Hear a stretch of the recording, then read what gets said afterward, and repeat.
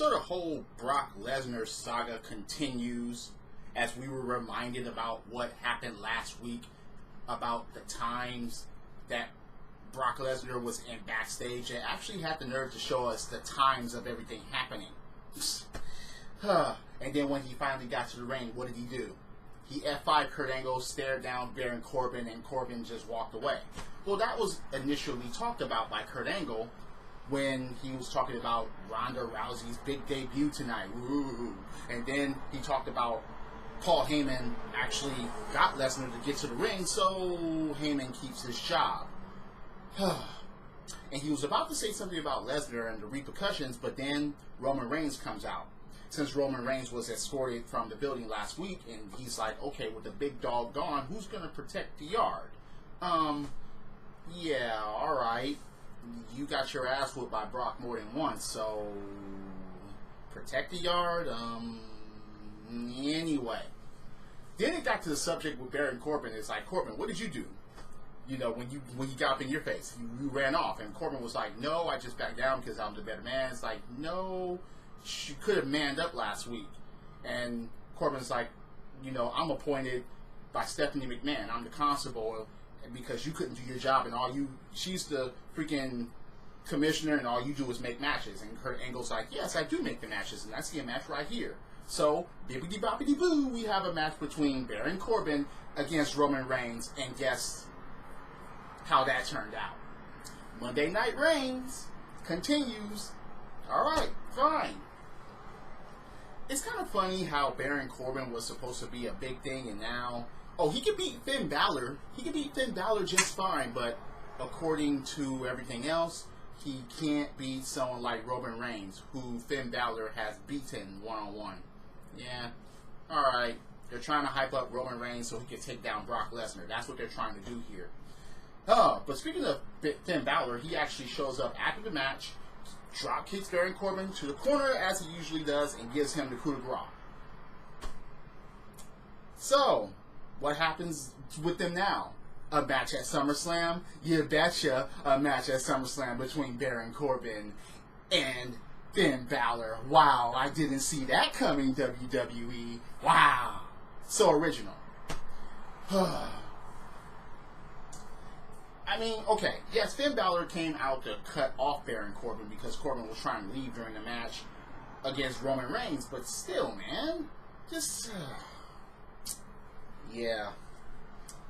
So, if Dolph Ziggler can find a partner, he can face both Dolph Ziggler and Drew McIntyre. Yeah, good luck with that since Dean Ambrose is gone. Bobby Roode versus Mojo Rawley. I'm like, oh God, please end this as soon as possible. And it didn't last that long. Thank goodness Mojo Rawley trying to show off. And then he gets that glorious DDT for his troubles. And thank goodness that Bobby freaking Roode wins.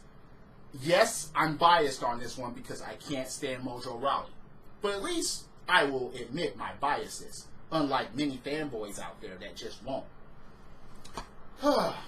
Elias talks about his album, his documentary. He actually has a camera crew out there filming him and circling around him, and he's giving him orders and stuff like that. And he talks Bobby Lashley, and Bobby Lashley comes out, and Bobby Lashley's like, okay, you said my name again. Every time you do that, I'm going to come out here. Elias actually has the nerve to say Lashley's comeback has been a joke. Yeah, they joked him out of a freaking Universal title shot. Yeah. But Lashley turns it around and says everything about Elias is a joke. His album, his documentary, everything is a joke. But he says, you say my name one more time, you know, what I do to you won't be a joke. The camera crew is ordered to leave, and Elias tries to leave, and then gives a sneak attack on Bobby Lashley, and Lashley fights back, lays out Elias, invites the camera crew to come back into the ring, and gives him a delayed suplex with the camera crew filming it. Kind of funny if you ask me, but still. Tyler Breeze wants to be the partner of Seth Rollins, and actually puts out his fist due to the freaking fist bump. Nope, Roman Reigns actually shows up and he's like, I got your back. Yeah, Monday Night Reigns and Monday Night Rollins. We'll see. Razor versus Titus O'Neil, and Titus O'Neil loses. Yeah, again, who didn't see that coming? But in the defense, Apollo Crews did win last week, so they thought that lightning was going to strike again. But Titus O'Neil, used to putting other people over, he loses the match. Oh well. The Kevin Owens show returns, and his guest is Jinder Mahal. They talk about Braun Strowman. They talk about Mahal beating him last week by a countout, and of course they have to remind us that if that happens at SummerSlam, Kevin Owens will be Mr. Money in the Bank. Ugh, goodness. They're talking about how Kevin Owens defeated Braun Strowman. Yeah, Extreme Rules, yes he did, but it was Braun Strowman throwing him from the cage, and alright, that's fine. And then Jinder Mahal should have another match against Braun Strowman. Okay, yeah. But they were having this not in the ring, but on a platform, and Kevin Owens actually introduces Braun Strowman. He doesn't come out, but Braun Strowman ends up underneath the platform and shows a quote-unquote feat of strength once again by lifting everybody that's on there and lifts the platform and everybody falls.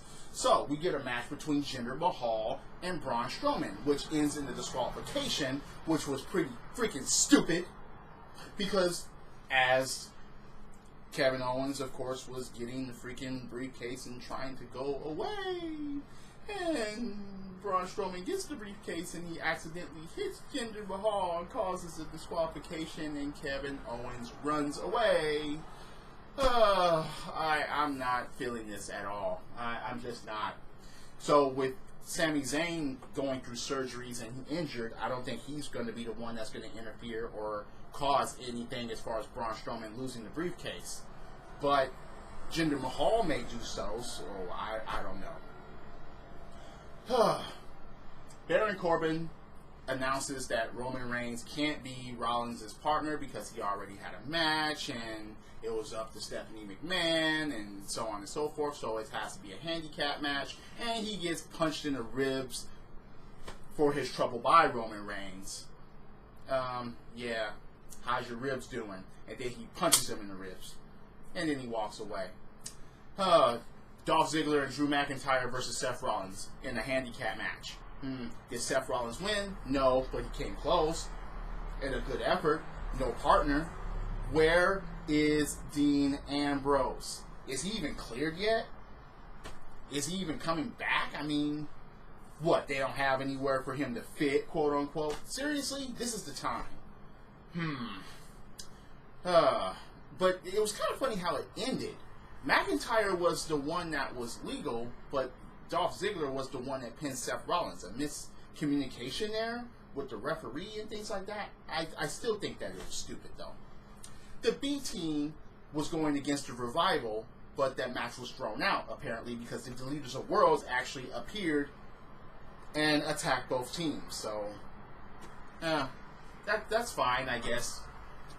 And now we have a triple threat match between these three teams at SummerSlam. Paul Heyman interview.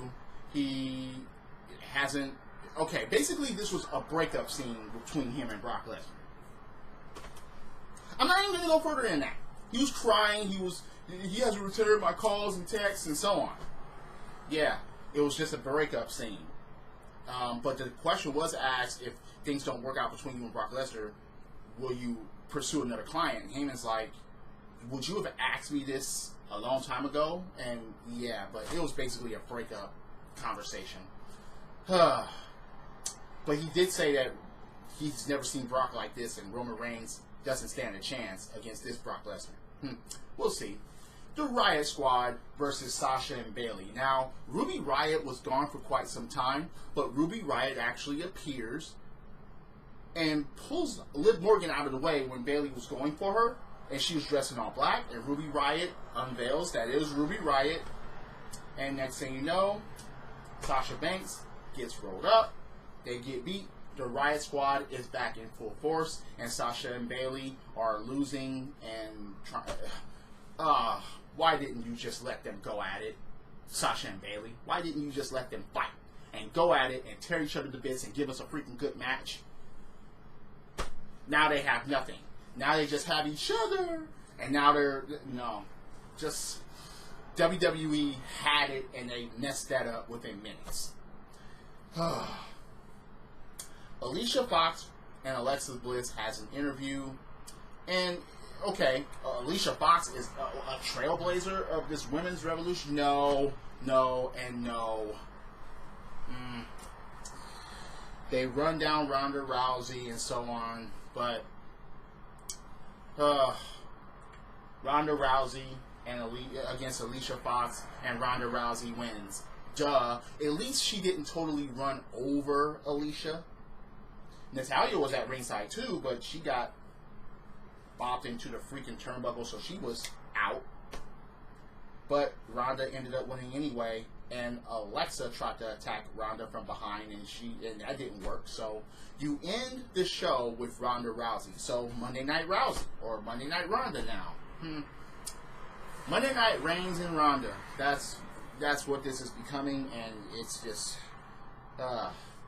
But that was Monday Night Raw, and I'm not really excited.